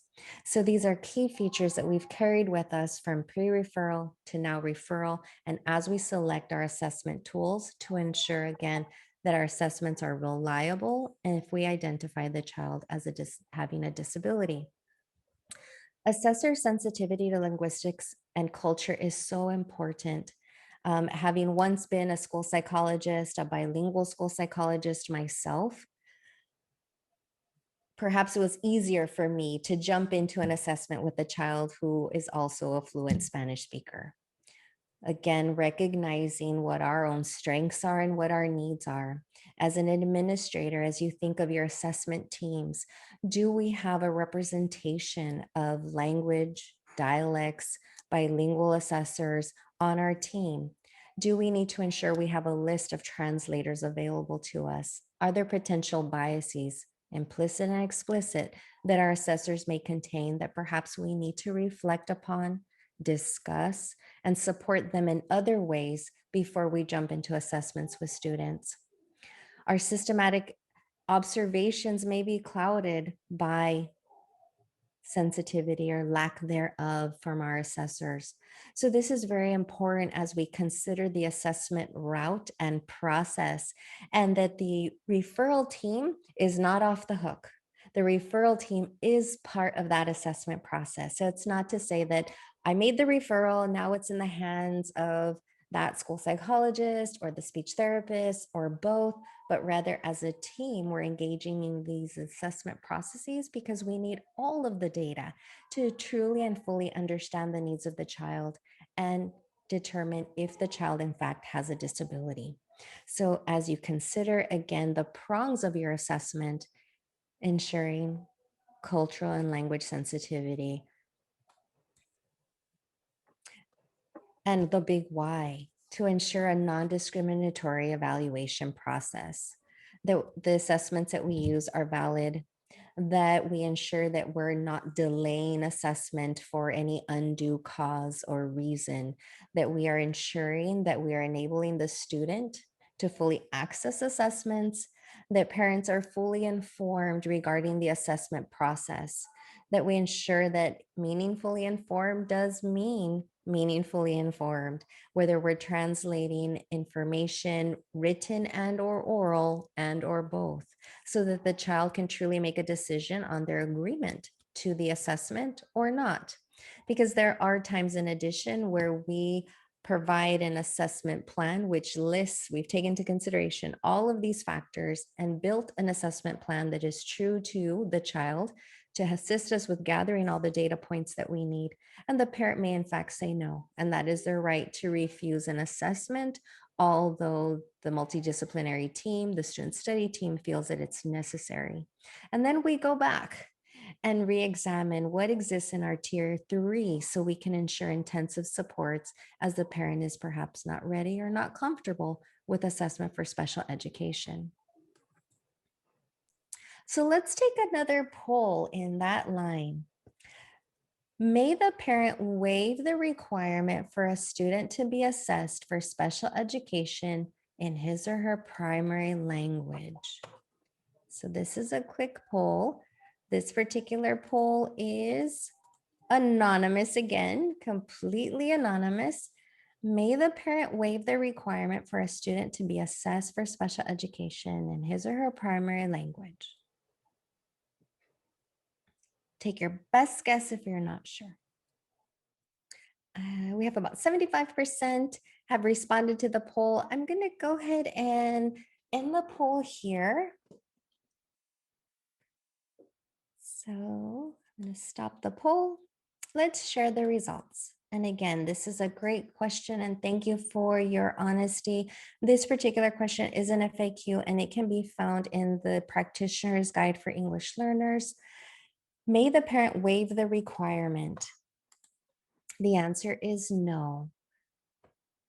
A parent may not waive the requirement for a student to be assessed for special education assessment in their primary language. So I put kind of a tricky one there. So it says, yes, we can waive the requirement only if the student has never attended school outside of the US. Not a true statement. The true answer is no.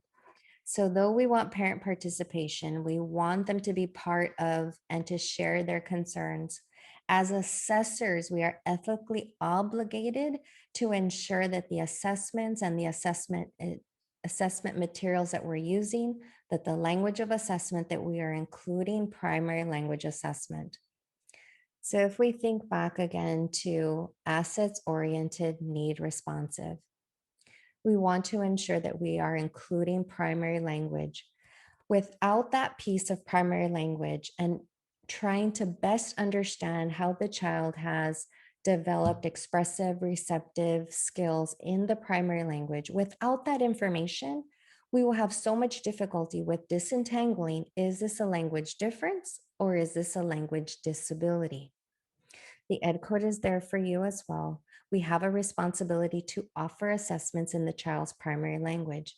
And it may be that our assessment teams begin assessment in primary language and discover early on that the child has very limited skills in primary language, but nevertheless, that assists us with better understanding where there may be deficits and how we may actually see that there are deficits, disorders, in the second language as well as the primary language. But it begins with that primary language. As the child has had exposure to their primary language, whether or not they've been in US. So whether US or foreign born, the child has had some exposure in the home.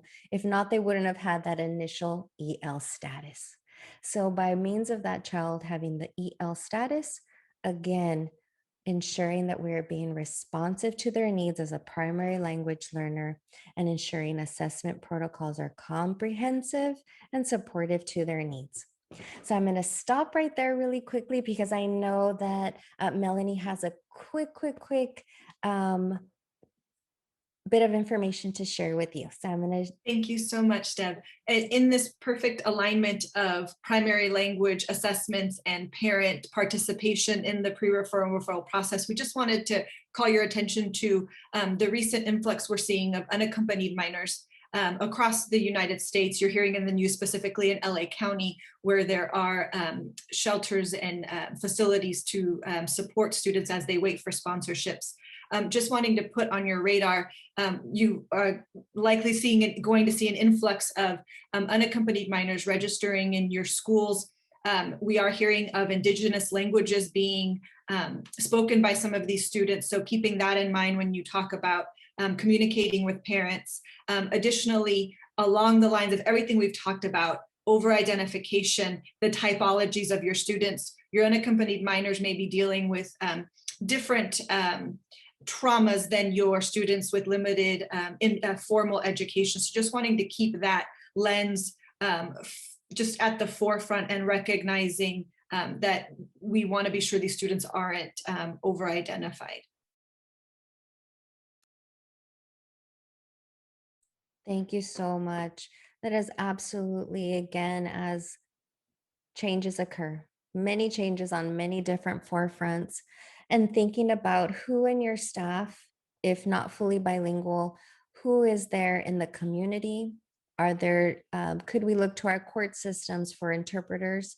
There are many agencies out there, sometimes even from community affiliations, from religious groups within communities, that we can find supportive partners, if you will, that can assist us in the education system with translation of documents, interviews, and conversations. Because again, as we consider the various language and dialects, it's very important for us to know and do everything we can to see and understand, again, where the child is now, where we can meet the student where they are, build upon the assets that they bring, the language that they have as their base, to then ensure deeper structures and supports, again, in comprehensive ELD.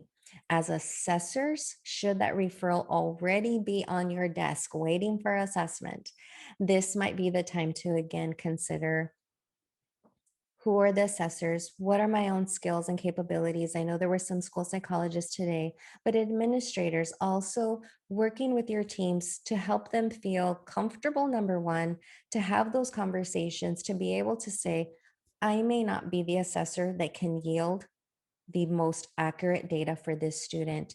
Do we have another assessor on our team to ensure that we are being culturally and linguistically appropriate and utilizing practices that are culturally and linguistically appropriate during the assessment? And again, this is the pre-work as we develop that assessment plan for that child who may potentially be eligible for special education. If you are an assessor or an administrator wanting to know about potential bilingual assessments and tools and inventories, Appendix 4.1 is available. Please know it's not an exhaustive list. And there is this clause here in this one, because I frequently get this question.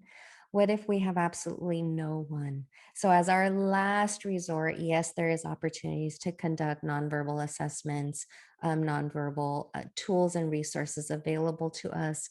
But again, our first and foremost is, do we have bilingual assessors and or interpreters that can assist with bilingual assessments, translations, and supports, again, with coaching and support, so that we ensure that those translations are accurate and supportive to the student to yield accurate results.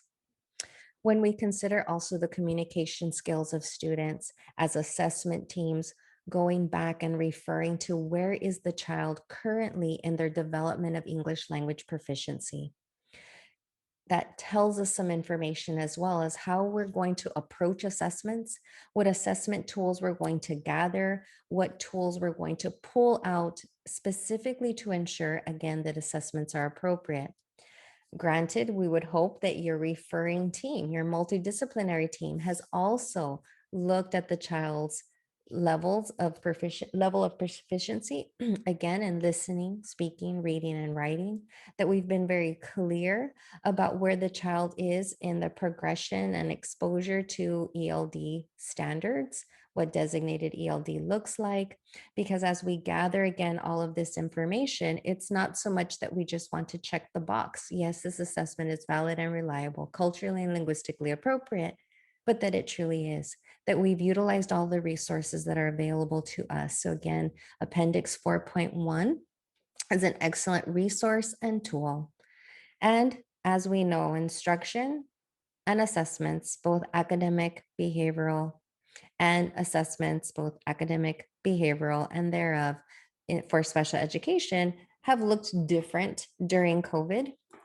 Nevertheless, as we transition, we want to ensure that all assessments encompass available data, extensive record review, multiple observation data, formal and informal and structured interviews.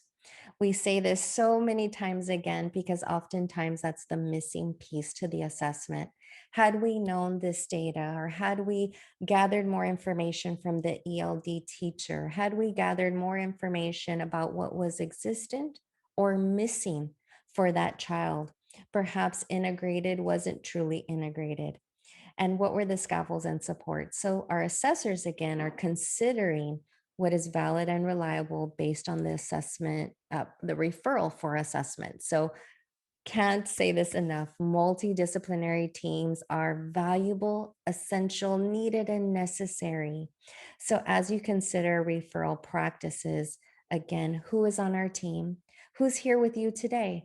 Are there other members where once they're recording, and yes, we will send it via OMS, that you'll say, I'm going to send this recording to my team member. They weren't here today, but here's the resource, or sharing some of the Padlets and resources that we shared with you today, figures and appendices, because the more that we can have common languages and respectfully consider the various needs of our students while acknowledging their skills, their multiple abilities, and working off of those strengths, as opposed to focused on those deficits, but rather how can we bring the child up to support them in the ways that they need. But again, if the team truly feels that a referral is needed and necessary, our ultimate obligation is ensuring a valid, reliable, and comprehensive assessment. So with that, we ask ourselves, what does the data mean? You may have gathered all of the data. Your assessors may have begun in assessing. They've gotten a signed consented assessment plan. And we consistently ask, did I gather enough data? Are there patterns? Do I need to cull data? And that, though that 60-day timeline goes by really, really fast, we want to know, are there deficits? Do these deficits negatively affect and impact progress towards general ed standards, towards ELD standards? What are those deficits? What do they look like? So having said that, we're going to share one more breakout with you. So we're going to send you to breakout rooms, but before you go out, I would like you to download this resource, and I'm dropping it in the chat, which is a scenario of, or maybe it's already there, which is a scenario of Cruz. So Cruz is a child in second grade, and I'm imagining that this is Cruz, and she's struggling and needs additional supports. And I share this with you because there are definitely best practices in this scenario. For the assessors, you may also consider, are there additional assessments that you would administer to Cruz? Should this may seem very familiar as you assess students?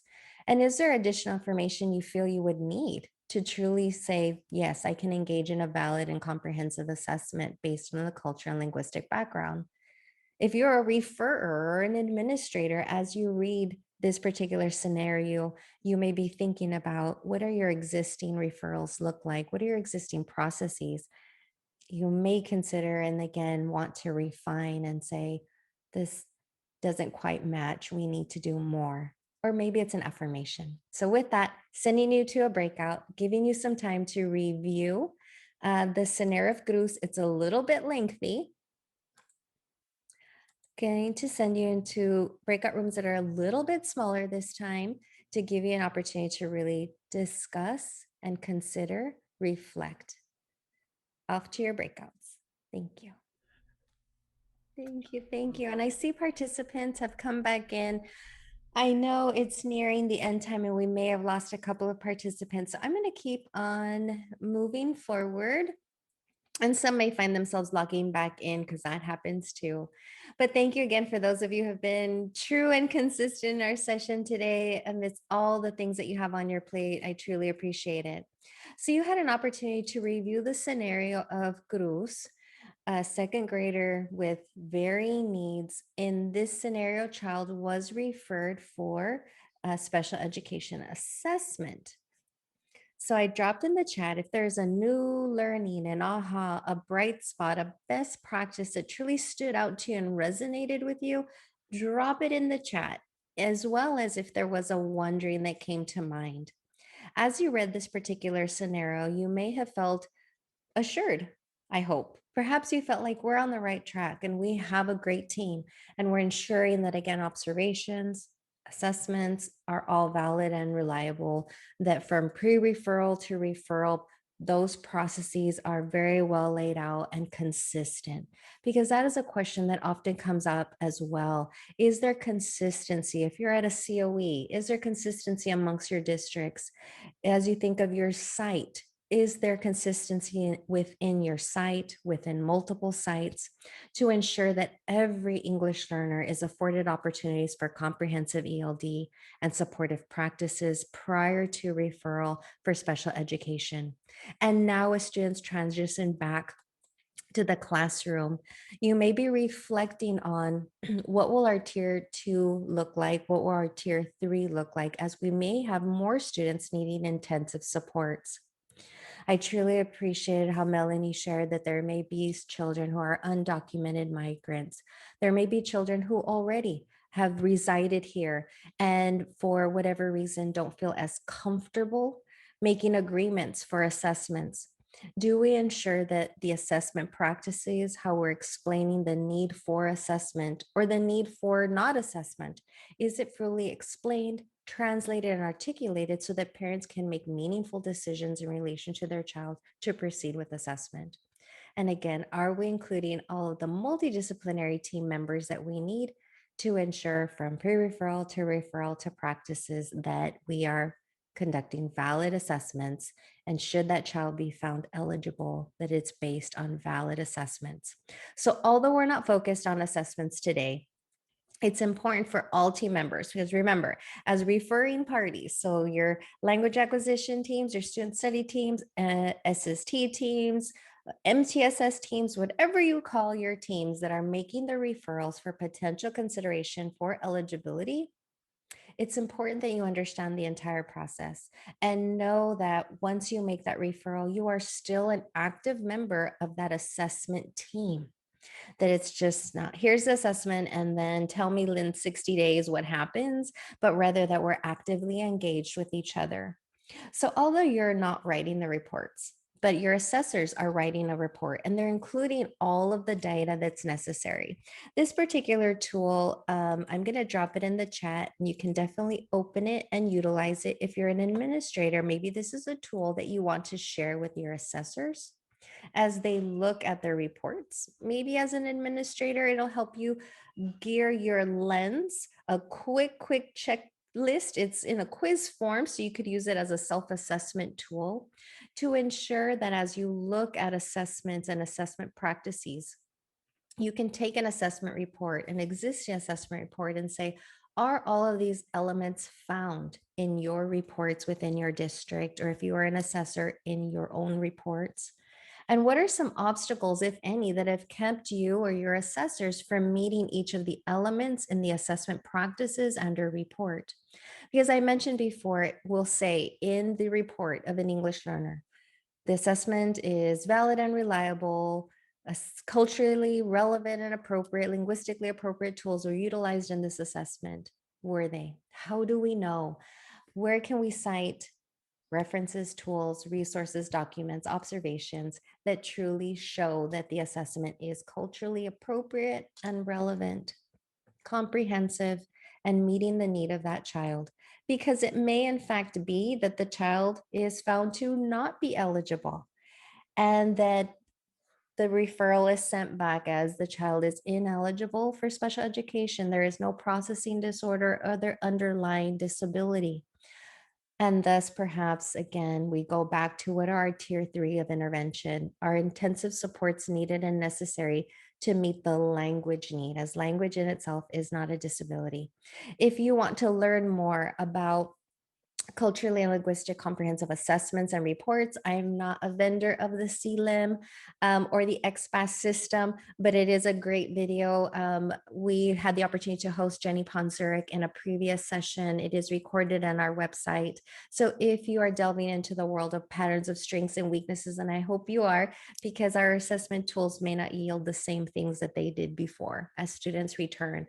So as we think patterns of strengths and weaknesses and understanding culture and language, the CLIM tool might be of interest to you. Oh, stop. Let's move forward. There we go. And we truly believe that this is a collective commitment, that all of us together, again, can shape change, improve practices.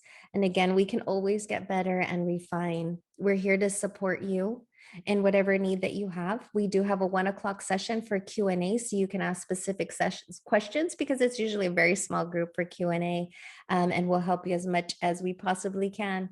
I'm going to give you a moment to take our survey and add it to the chat,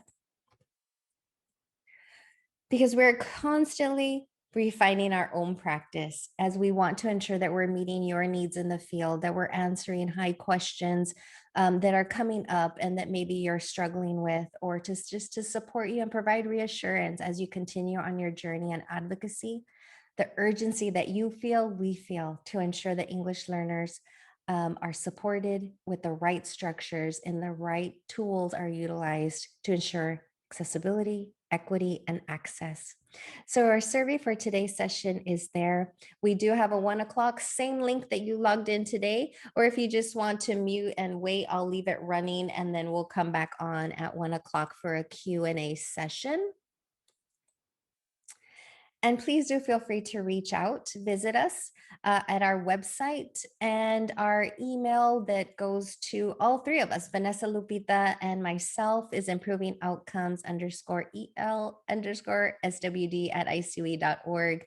And earlier in this presentation, which is already in the Padlet, you have the slide deck where you can actually send us an individual email as well if you wanted to reach out to any one of the three of us.